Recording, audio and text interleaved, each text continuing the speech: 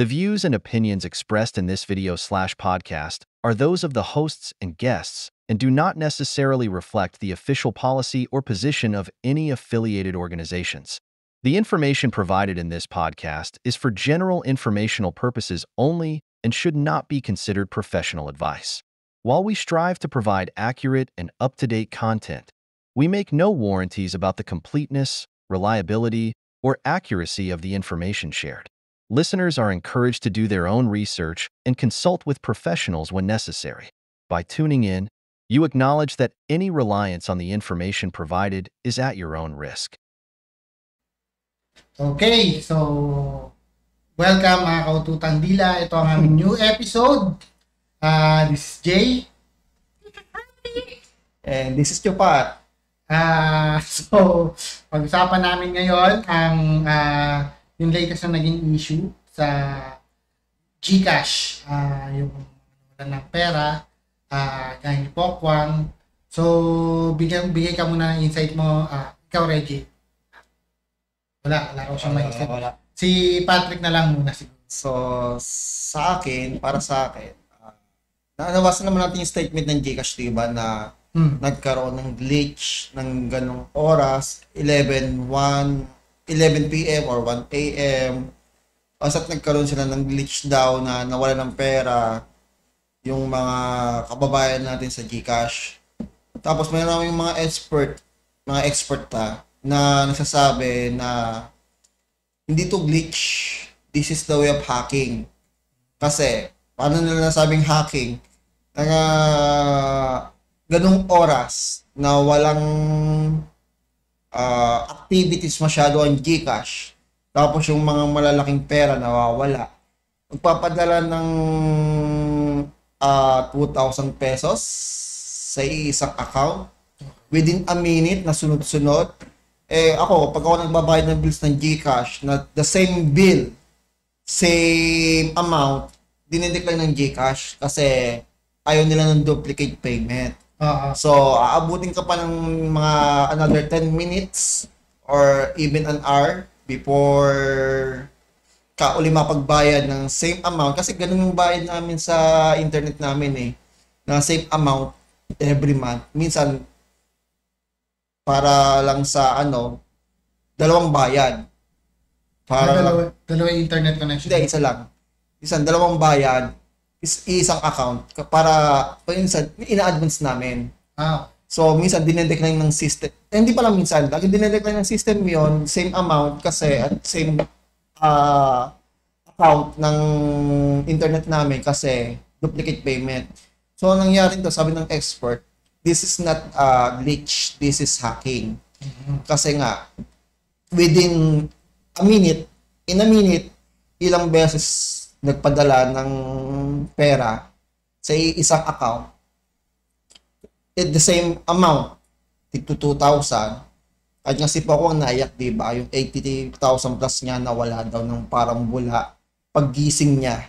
So, sabi ng expert, hindi to glitch, it is hacking. So, yun.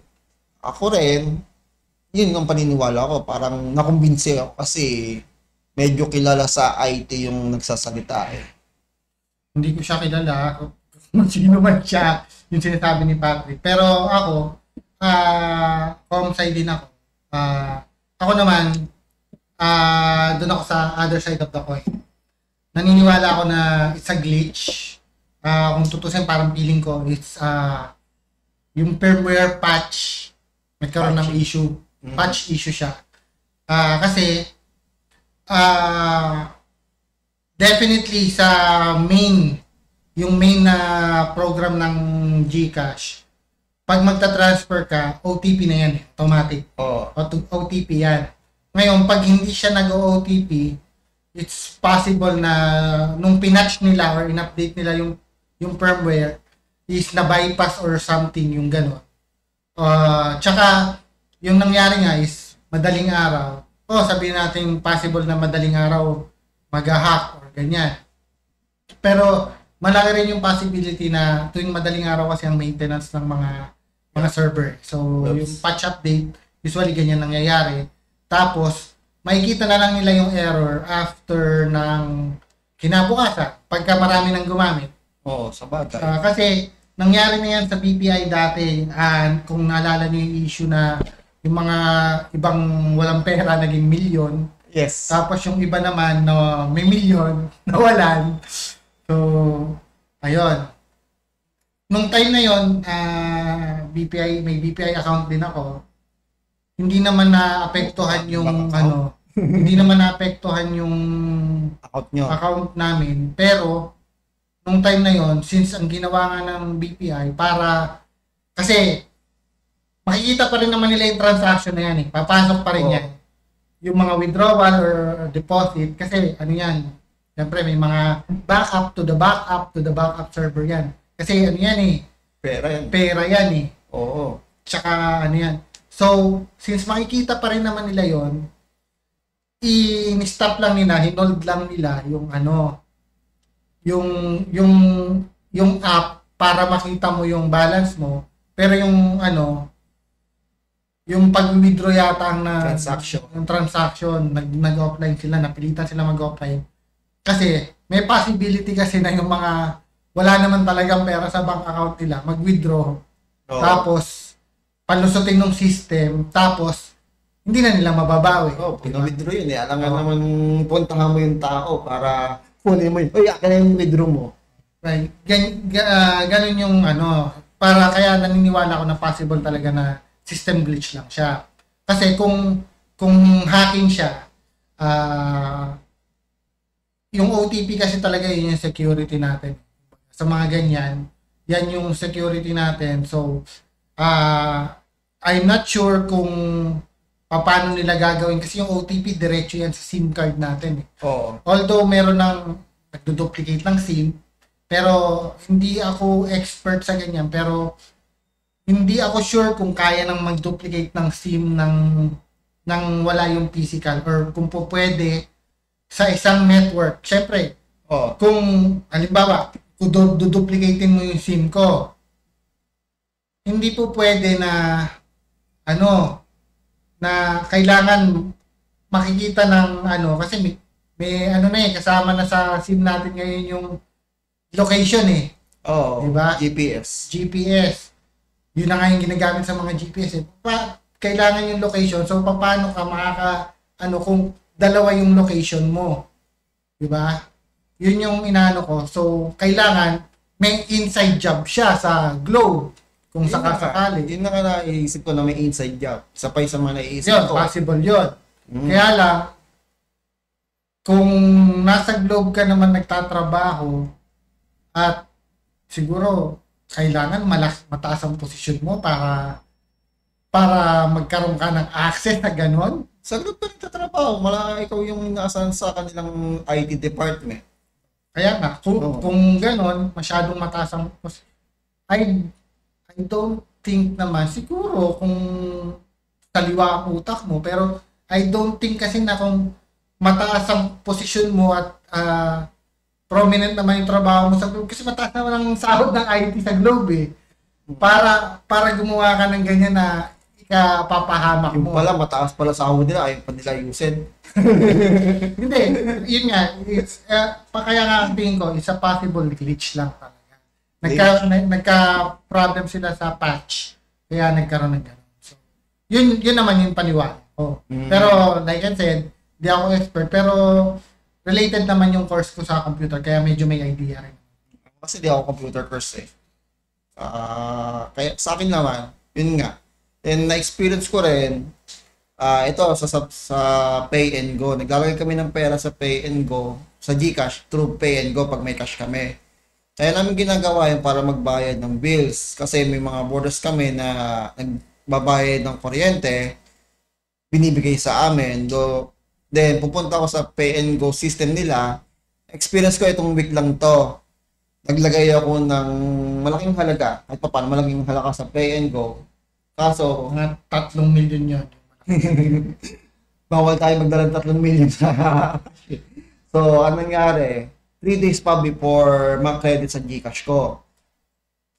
Good thing, meron kaming konting saving sa ibang bank account. Yun ang ginamit na yung pambayad sa kuryente. Pero for 3 days, maraming pwedeng mangyari for 3 days, diba? Pwedeng mawalan na, doon pa lang. Kasi may disconnection notice. Kung di namin nabayaran yun, malaman naputulan kami ng kuryente. Yung talagang pwedeng mangyari sa 3 days, maraming pwedeng manalo si Donald Trump. Panalo na si Donald Trump eh. Diba? Congrats ka pala kay Donald Trump. Yan. So, yun, yung nangyari sa'yo. Actually, meron din ako parang same experience na nag-transfer naman ako from bank to, sabihin ko na, maliit na halagang sa 10,000. Na hindi kagaya ng malaking halaga ni Pat. Hindi. Maliit lang sa akin. Mas maliit pa sa 10,000. So, yung 10,000 kasi from bank account, i-transfer ko sa GCash. Ang problema, naka-mobile data ako. So, nawala yung signal. Nangyari, nawala sa bank account ko, pero hindi pumasok sa GCash. So, nang problema pa ako nun kasi kinailangan kong mag-transfer ulit kasi may babayaran ako through GCash. So, nag-transfer ulit ako ng another 10. So 20 na yon. So, pumasok na yung pangalawa. Ngayon, ang ginawa ko, tiniket ko lang siya sa GCash. Sa customer care nila. Customer. Yung GCash app mismo. So, inabot yata, hindi ko alam, 7 days yata or ano, bago naibalik. Pero kailangan mo i-screenshot mo yung proof. Kaya yun din yung dahilan kaya naniniwala rin ako na possible glitch talaga siya. So, kasi yun nga, nagkaroon ako ng problem sa signal kasi naka-mobile data ako. So, yung pera mo parang nasa limbo lang siguro. Oo. Feeling ko na-stuck sa system, tapos kailangan i-manual credit. Kumbaga, i-manual input or kung ano man yung manual na yon. Kung ano man i-override yun, manual override para pumasok. Kasi siguro nasa limbo nga yung pera mo, hindi alam na ano ng bangko na ipadala, pero alam ng bangko siguro na kinuha mo yung 10,000 pero hindi nila alam kung saan mo idadala yung pera. Kaya nangyayari siguro sa'yo, nasa limbo yung pera. So, mangyayari siguro, kailangan may pag-coordinate ni GCash sa bangko. Kung nag-withdraw ba ito ng gantong halaga, saka lang niya i-credit talaga sa GCash. Or, hindi pa natatanggap ng GCash siguro, pero na-release ng bangko. Parang gano'n. Kung baga sa Shopee, nasa courier na po yung pera nyo. Ay, yung ano nyo, yung package nyo, nasa ano na po. Nasa rider na po. Pero yung rider, saan ako pupunta? Hindi niya alam yung address ng bahay niya. So, either wala na siya sa bangko at wala siya sa GCash kasi nasa rider siya, which is yun yung ating internet.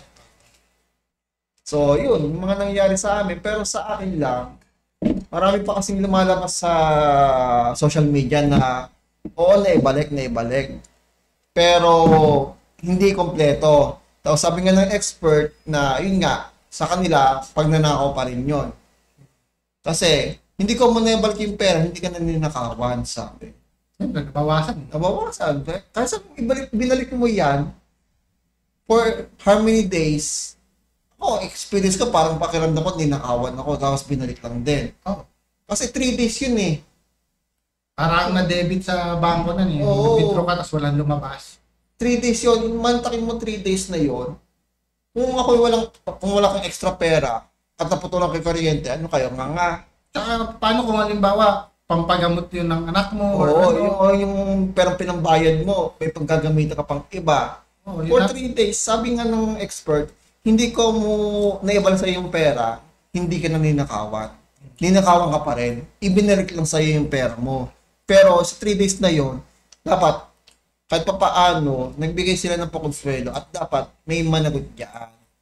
Kasi yung GCash kasi wala silang sinabi kung may mananagot ba or may maano ba. Sabi mo yung glitch. Yung trauma kasi halimbawa pag kaya nga meron tayong kaso diyan na kinakaso sa korte na nag-alala ka o hindi ka nakatulog, pwede may kaso yun eh. Dapat ganun din ang ginawa ng Globe. Dapat hinanap nila kung sino yung salarin. Sa akin lang kasi pera yan eh. Hindi yan eh. Kailangan may managot pa rin. Kahit sila mismo, kasi sila mismo yung promotor. Bigyan nila siguro pa konsuelo. Matik pa 500 lahat ng Gcash account. Pero ako, yung ano naman, dun sa marami pa rin nagpo-post. Siguro may dagdag ko lang, hindi mo rin kasi masabi kasi alam mo naman, marami rin sa social media ang sinungaling. Oo. So, yung iba makikirait lang, naman din ako. Pero totoo ako, ni minsan naman din nagkalaman yung Gcash. Oo, marami din ako napansin na nakisakay lang sa issue. Alam mo, Pilipino, ang galing dyan eh. Oo. Makikita mo, nandun sila sa tawag doon, sa social media. Wala naman talagang pera sa Gcash na for views, for content. Oh. Para lang talaga mapansin din sila na nawalan sila, ay, ano na ito eh, di na namin kailangan mag-isip ng content. Kahit Ito na eh. Ito na yun. Tulad ng title na to, Gcash lang din. Oh. Sinakyan din lang namin to. Pero at least namin pinag-isipan namin. pinag-isipan namin ang sasabihin namin na. Di ba, Reggie, anong sasabihin mo? Nahirapan siya mag-isip po. Ano kasi siya eh? Solid Gcash user. Sorry, So, Gcash. kung isa-send nyo raw, ang Gcash number niya ay... Hindi ko kabisado. Joke lang, hindi ko Pero din speaking of Gcash, nagpalit ako ng number. Personally, nagpalit ako ng number. Tapos pinalitan ko na yung mga number ko sa Maya, Gcash, tsaka sa ibang documents ko. Kasi na-compromise na yung phone number ko. May tumatawag sa akin na nasa Bulacan kami, hatakin daw yung Montero ko.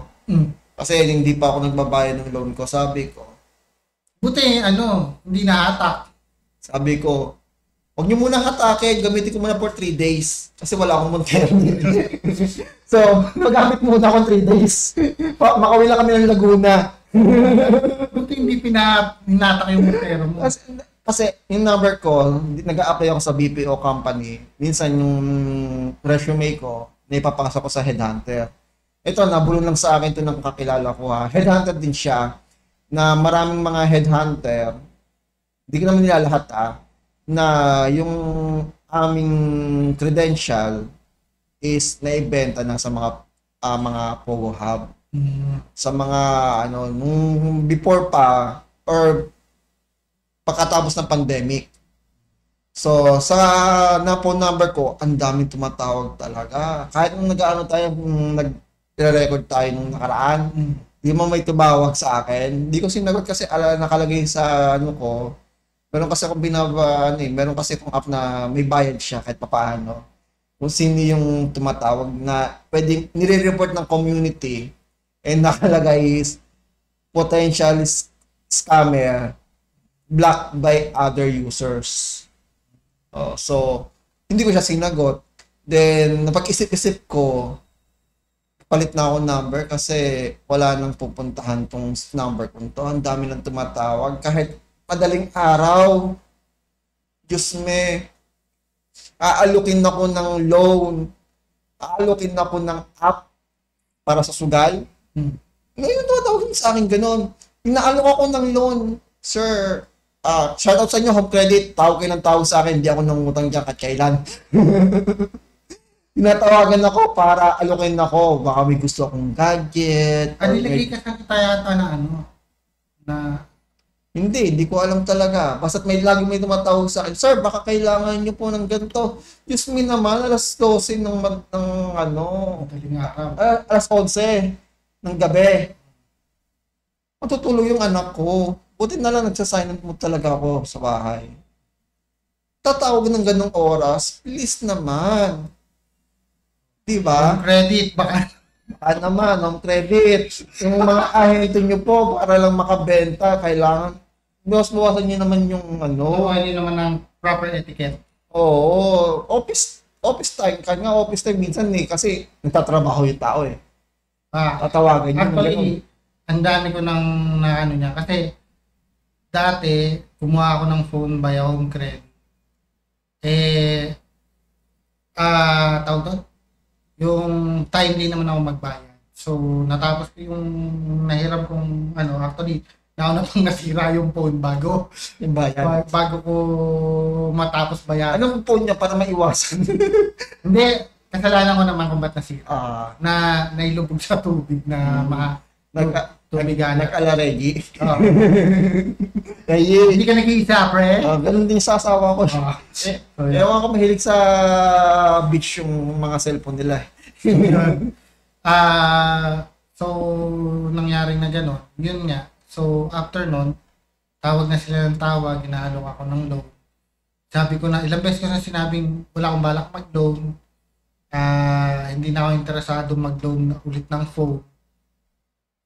Ayaw pa rin talaga nilang tumigil. Kaya lang, hindi ako pwede magpalit kasi ng number kasi sabi ko nga, nagne-negosyo kami. As a businessman, importante sa amin yung same number is magagamit.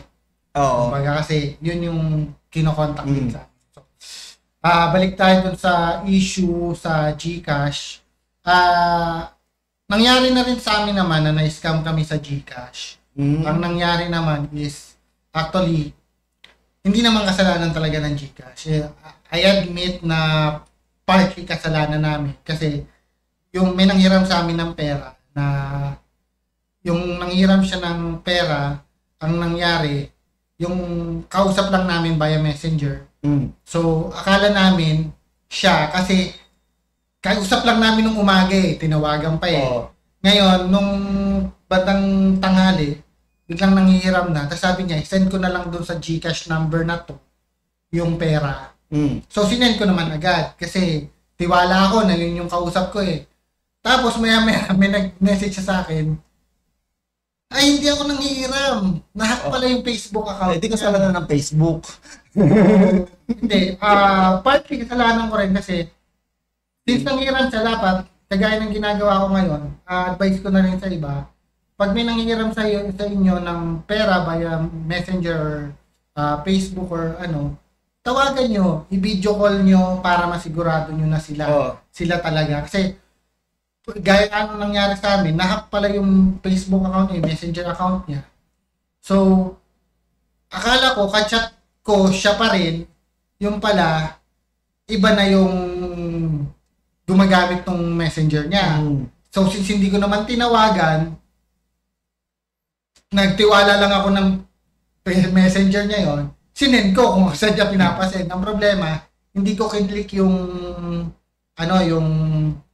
protect na Call protect. yung transfer protect na yung 30 pesos sa GCash. So, nangyari, hindi ko na talaga siya nabawi. Pero, aminado ako, it's my fault. Kaya, tsaka, tiwala rin naman kasi talaga ako sa GCash. Kumbaga, ang dami kong transaction, sobrang dami kong transaction, malalaking transaction pa yung iba, malalaki sa mga 10,000. Yun. Malaking transaction na sa akin yun. 10,000, grabe. Kung bibigyan nyo kami ng 10,000, sobrang saya natin. mga kaibigan namin sa Middle East, kung bibigyan nyo kami 10,000. Kamusta? Nasa Middle East na rin siya. Hindi mo ba alam? Kaya kasi nag-iba ng FB Hindi niya raw ma-open yung niya. Nasa Middle East na siya. Nasa Middle East na ba si Pe? Bigla ka naman, hindi ka man na nag-goodbye. Oo nga, wala mo lang pa-despedida. Wala man ang pa-pizza kasi kung kailangan namin papapizza Sino ba yun? Nagpa-pizza, tapos okay lang sa... Despedida pala sa pagkakaibig. Despedida pala yung bago kayo sa likod. Despedida pala yung para sa paalam sa pagkakaibigan natin. Para start ka sa likod. Pizza, then start ka sa likod. Okay, so balik tayo sa topic natin. Wag natin isipin yung mga ganyang bagay. So balik tayo sa GCash. Ano pa ba? Meron pang yun, yung mga masasuggest ko lang din sa inyo, be careful kayo sa yun nga, pagbibigay ng OTP kasi magagaling na ngayon yung mga nanghahack. Oo. Actually, pag tumawag sila sa telepono, hindi na kagaya ng mga dati pag tumawag, hello? Sino po sila? Hello? Magpadala po kayo dito ng nanalo kayo. Hindi na ganun. Hindi na ganun. Parang pag tumawag sila, kala mo, professional sa call center. Yes. Nakala mo bank, akala mo talaga professional na kasi sila. alam mo yung email mo. Yung sa akin nga kasi, yung ko, alam yung email address ko. Alam yung pangalan ng asawa ko. Kasi nga, parang may kopya sila ng resume ko. Ayun nga nangyayari sa akin, kaya nagpalit na ako ng number talaga. Sa akin naman, yun nga. Ingat na rin kayo. Isa na rin yun na OTP. Ingat na rin kayo kung sino yung pagbibigay nyo ng inyong resume, kung mag-a-apply kayo, mga kababayan. Ingat-ingat na kayo kasi ako, dalang-dala na ako. Digital. We're on the digital age na wag yung basta ina-upload yung mga details nyo.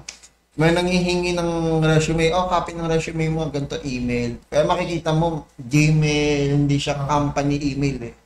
Ingat na kayo dyan. Kasi ako mismo, na-experience ko, na-compromise talaga yung data ko. Ultimo yung email ko, may nagpapadala sa akin na humihingi ng tulong. Akala ko, nude ladies on. may na-receive ako na, siya. Ano yung pangalan ko Alam mo yung na malayong kamag-anak ko sa London na mapamanahan daw niya ako ng million, kailangan ko na mag-deposit. Parang binagong Nigerian prince lang. Parang ganun nga yung dating eh. Na kailangan ko lang daw mag-deposit ng ganitong halaga kapalit ng milyong pound. Yung pala pound for pound. Yung pala pound. Naiyak. So, ikwento lang din sa inyo. Kasi nangyari sa akin yan. Minsan tumawag sa akin. Ang galing talaga. Talagang professional sounding. Kala mo manager, tumawag siya sa akin. Sabi niya, Sir, hello sir. Si Sir JR po ba to? Alam niya yung pangalan ko eh. Sir JR, meron po kayong credit card, di ba? Alam niya. Sabi niya, po namin, tawag doon, ubos na, baka naman. po namin, meron po kayo, bigyan po namin kayo ng rewards sa credit card nyo kasi good payer kayo. Wow! Sabi ko, good payer na ba ako nun? Pero sige, pagbigyan natin siya. So, sabi niya, good payer po kayo and bibigyan po namin kayo ng incentives. Ano po yung email yata, first name. Hindi niya tinanong. Kinonfirm niya. Alam niya yung details ko. Ito po ba yung email nyo? Ito po ba yung full name nyo, including middle name? Alam niya middle name ko. Birthday ko, alam niya. Oo. So, talagang, mamaniniwala ka rin naman talaga. Kasi, in-apply ko yung credit card ko, online lang din eh. Dumating naman eh. So, akala ko, ngayon sabi niya, saglit lang sir may marireceive po kayong code for the reward. I-message nyo lang, inform nyo lang po sa akin para ma-input ko sa system namin. Okay. Maya-maya, may na-receive akong OTP. Sabi niya, sir, na-receive nyo na po ba yung reward code? Sabi ko, wala ko na-receive na reward code. Mamaya ulit, ulitin ko po sir. Maya-maya na-receive ko na naman OTP. Sabi ko gano'n, na-receive nyo na po ba sir? Wala ko na-receive na reward code. Sabi ko gano'n. Sabi niya, ito po ba yung number nyo? Sabi ko, oo, yun yung number ko. Kasi dapat po may ma-receive kayo eh. Saan tumawag? Doon sa number na Tinanong pa niya ito yung number mo. Tapos sabi kong gano'n, kinonfirm niya nga ulit eh. Sabi ko, oo, may na-receive ako, pero hindi reward code, OTP. Sabi niya gano'n, yan na po yun sir. Sabi ko, ano akala mo sa akin, tanga? Talaga sinabi ko sa kanya gano'n, OTP to eh, pag binigay ko to, mababago mo or ma-access mo yung account ko talaga. Ang OTP, hindi hinihingi ng bangko, kahit bangko pa mismo, hindi ka hihinga ng OTP. Nung sinabi ko yun, biglang binabaan ako ng telepono. Pumunta ako sa bangko, pina-check ko kung pwede kong palitan yung username ko. Hindi raw pwede. Pero, pwede kong palitan yung passcode. Pero yun nga, sabi nung bangko, confirm nila, yung OTP, wag na wag yung ibibigay kahit kanino na maghingi. Unless talagang, ako kasi, yung code ko, OTP ko, binibigay ko minsan sa girlfriend ko pag nagtatransact kami. Kaya lang, usually magkasama kami, o kaya, i-message ko sa kanya. Tapos, pinapabura ko rin agad. O kaya kahit yung credit card number ko. Kasi, syempre, kilala ko naman siya. Pero, yun risk na naming dalawa.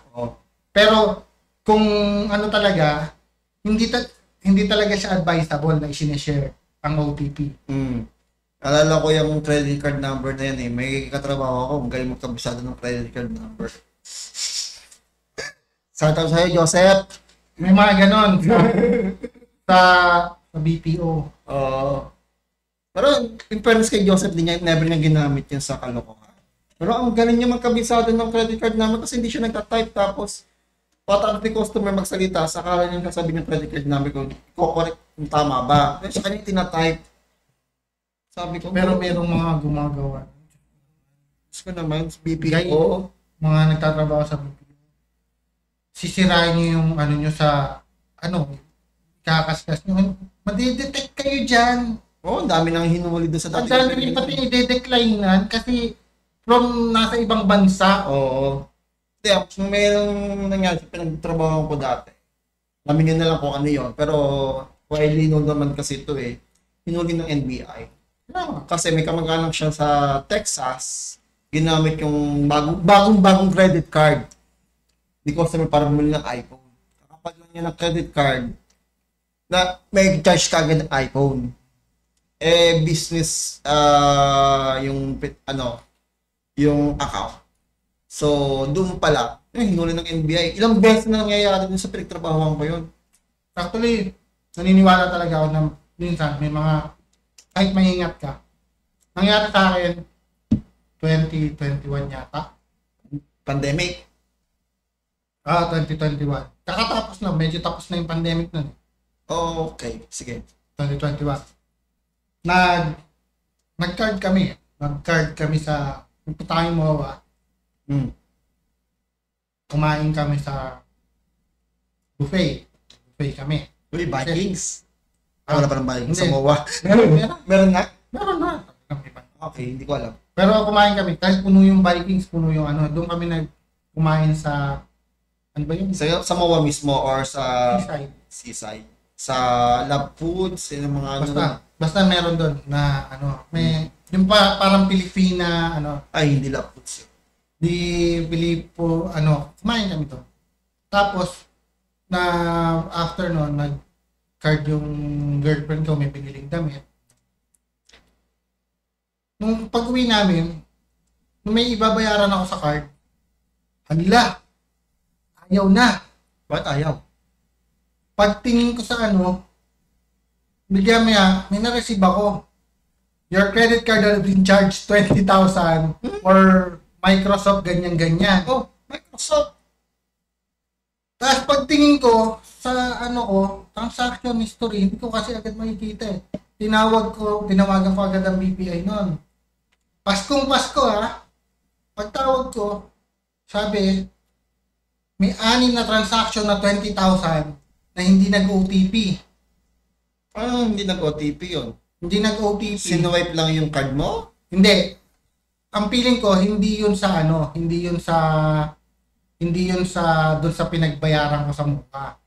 Kaya lang, naikwento ko lang na Pasko nga kaya nalaman ko Kasi pag uwi namin, after kong mag-swipe, wala na. Ayaw na na sunod-sunod nga na nag-transact sa feeling ko yon, it's either may ini-stress nila yung system. Siguro, may napagbayaran kami ng card na remember yung credit card number namin online. Kasi nagbabayad kami online.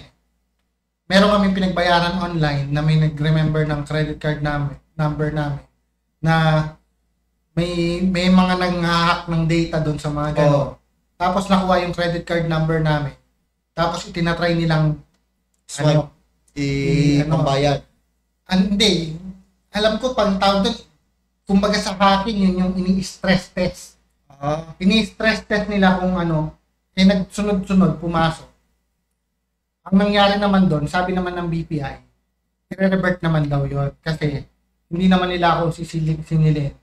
Kasi, ang mangyayari, hindi pa naman pumapasok doon yung pera. Kaya, naka-hold pa yun. Naka-hold pa yun. May clearing pa yun. Ngayon, mabuti daw na i-report ko na. Ang nangyari, kaya lang medyo matagal. 10 days din yata. Pero ang ginawa sa akin ng ano nun, di bagong taon na. Sabi mo na gamit. Hindi, ang ginawa naman nila sa akin nun, yung credit limit ko, binigyan nila ako ng extra credit limit. Pero nung yung binigyan nila extra, may nabawas pa rin. Nakita ko nag-transact pa ng isa pa. So, hindi pa rin nila naputol talaga? Hindi. Kumbaga, nasagad niya yung hanggang doon sa before. Pumasok na yung huling transaction bago ako nag-zero. Nag-zero na ako. Kunyari, siguro, 5,000 na lang natitira. 20 yung inano niya. So, may naging parang utang pa akong negative na 10, 15. Kaya nung dinagdagan nila ako ng credit limit, nabawasan na 15. na lang credit mo. Nabawasan na lang na 15. Pero, yun, binigay naman nila sa akin yung kailangan kong credit limit. Kaya, okay lang. Tapos, sinantay ko na lang talaga na ma-revert. Kaya nga nang sabi ko sa GCash, medyo tiwala din naman ako sa mga ganyang mga institution. Basta, unang-una, ingat ka lang sa mga link na kiniklik mo sa pagbibigay mo ng OTP. Yung pag-click talaga. Oo. Kaka yung makaka-receive kayo ng text message na may mga link, ingat po kayo dyan. Tsaka yung kung maaari mag-install kayo may install ako sa cellphone ko na tinitingnan yung link before mo i-click. Tsaka pa rin, isa mo pang dyan, yung karamihan ng may mga ganyan, mga naglalaro ng mga sugal online. Hindi naman sa madalas na bibiktima sa mga ganyan, mga naglalaro ng sugal online. Kahit GCash, sinabi naman nila pag merong link na GCash, na na magbibigay minsan ng huwag kayong magpapaniwala dyan. Tsaka nga pala, sa Facebook, sa social media, puso na rin yon na watch the full video here. Pag press mo, Lazada. Buti nga kung Lazada, Shopee. Minsan bigla na lang uungol Okay lang yun minsan gano'n. Kasi doon pa lang, simple Trojan yun Simpleng Trojan yun Nagpapanggap silang video. Pakita gano'n, maikling video. Full video here. Ang tawag doon ay Clickbait. Tsaka phishing, Trojan na yun. Kung tutuusin kung sa virus, nagpapanggap silang video, pero hindi. Kasi may nakikita. Pero Trojan kasi, ang alam nyo pa, virus Pero sa internet kasi, clickbait ang tawag. Clickbait yun. So, minsan, ingat kayo kasi baka mamaya magkaroon na rin sila ng pagkakataon pasukin na yung sistema. Pag kinilig mo, automatic na mag-ano na yun sa GCash mo. Kaya ingat-ingat na rin kayo sa mga link talaga. Yung cellphone lang ng tatay ko, ilang beses ako naglilinis kasi nagkakaroon siya ng application na shoutout sa Shopee at Lazada. Yung application ng tatay ko, tagong-tago, merong kumbaga, pag nung naglinis ako ng kanyang application, meron siyang application na puro lang sa advertise ng Shopee at Lazada. So, tinignan ko, bakit ang dami? Kasi once nagbubuo siya ng application, meron ka agad pop-up ng Lazada, minsan Shopee, mga video mahaba. Tataka ako, ba't ganun yung kanyang cellphone? Akala niya ganun na yung Facebook. Advertise ka agad. Ganito ang i-advise namin. Dito sa video na to, may affiliate link kami ng Shopee at Lazada. Yes. Yung pwede na i-click yun, tapos mag-shopping kayo. At least, honest kami. Na affiliate link namin yun ng Hindi kami yung click nyo to para malaman nyo yung buong kwento. Ilalagay ko naman kasi doon na para lang makatipid kayo sa pagbili ng photobook, click nyo to. Mga ganun. Affiliate. Kasi yung iba dyan, nag-affiliate pero nandada. Click nyo to para sa full video pero affiliate pala nila yun, di ba? Sa amin naman, sasabihin namin, yun, para makatipid kayo ng photobook. Tsaka, ang nakatype talaga doon mismo yung link, yung Link. URL ng link. Hindi kami nag-secret na or nag-hide ng link. Tsaka ano nyo na lang, tignan nyo na lang din. Para, kung kasi ako personally, yung asawa ko may sa photobook. May photobook kami nung binyag niya. May picture nga kayo dun. Kayo ni Mau eh. May photobook kami nung birthday niya. Yung photobook kasi, actually, ang ganda kasi ng photobook. Diba, Reg? Tignan mo. Pogi-pogi sa picture, di ba? So, yung photobook kasi para siyang kasama ng printing dun sa ipapadala sa'yo naka-print na. I-send mo lang kung ano yung mga pictures na gusto gamitin. May mga iba-ibang designs ng para dun sa album. So, usually kasi ngayon, ang picture nasa cellphone na lang. Hindi na appreciate yan. Mas maganda pa rin na meron kang yung tawag doon, physical. Kasi ako, banding ng anak ko yung storytelling. Ang hirap mag-storytelling pag gamit mo cellphone o kaya tablet. Kaya ang ginagawa ko, minsan, kinukuha yung photobook. Nag-storytelling ako gamit yung photobook kung ganito siya kaliit at yung ginagawa niya. Banding kasi namin magtatayo yun eh. Dahil ang dami niyang tanong, nung maliit siya, nung baby siya. So, yun. Kung may photobook ka, hindi mo kaya may cellphone dyan or tablet, pangit eh. Sa akin lang, papangitan medyo mas maganda sa yung may physical. Hindi siya libro. Hindi siya libro ang tablet. Kaya iba pa rin yung parang ka may libro na nagbabasa ka or pinapakita mo kung ano nangyayari.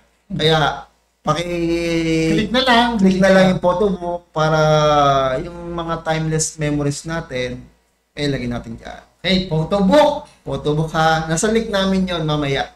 Kapag video, yun. Lagi naman sa link namin yon.